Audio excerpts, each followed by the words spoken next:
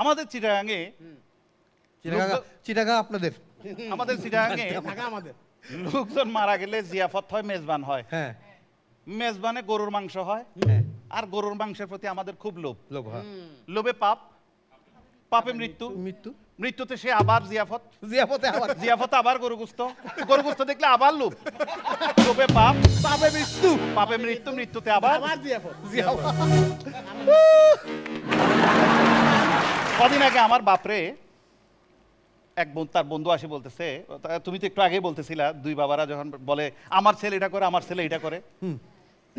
তা আমার বাবার বন্ধু এসে বলতেছে তোমার ছেলে কি করে তো জানি না, আমার ছেলে তো এখন কাজ করে নাসার সাব স্টেশনে।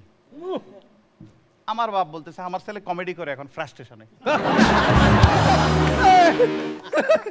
ভাই এটা ভালো এটা ভালো ঈদ মানেই তো হচ্ছে খাওয়া দাওয়া ঈদের সময় সব মানুষ একসাথে ভিড় করে বাড়িতে যায় এই সময় দুইটা জায়গায় চাপ পড়ে এক হচ্ছে নেটে আর দুই হচ্ছে পেটে ঈদের সময় সবাই খাওয়া দাওয়া তো করেই নাকি এবার আমরা এক বাসায় খেতে গিয়েছিলাম তো ওই বাড়ির নতুন বউ খাবার নিয়ে এসছে তো শাশুড়ি বলছে যে এই খাবার দাবার কিন্তু আমার বৌমা রান্না করেছে এবং আজকে কিন্তু ও প্রথম রান্না করেছে তো আমরা বললাম যে ঠিক আছে তাহলে এই খাবার আমাদের এই আঙ্কেল প্রথমে খাক তো বললো কেন সবাই বাদ দিয়ে উনি কেন আমি বলছি, উনারই কেবল লাইফ ইন্স্যুরেন্স করা আছে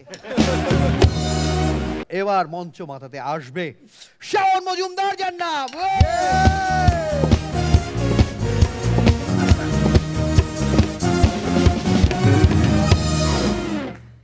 ধন্যবাদ মূল্যবান সময় নষ্ট করে আমার জন্য বাজানোর জন্য এবং তোমাকেও ধন্যবাদ ঈদ উপলক্ষে এতগুলো মিথ্যা কথা বলার জন্য।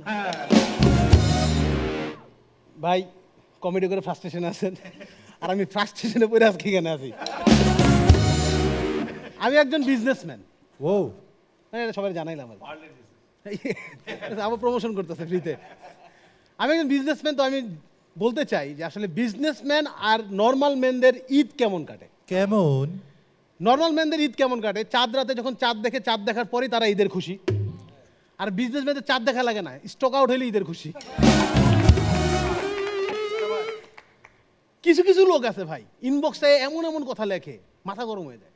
এক লোক আমারে ইনবক্সে এসে লেখছে, ভাই এবার ঈদে কি অফার করতেছেন, এবার ঈদে কি অফার রাখছেন।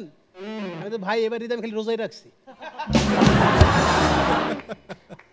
কিছু কিছু মহিলা আছে এত দামাদামি করে, এত দামাদামি করে মাথা নষ্ট করে ফেলায়। আমার দোকানে সেদিন এক মহিলা আসছে, দামাদামি করতে করতে লাস্টে 1500 টাকা ঠেকছে।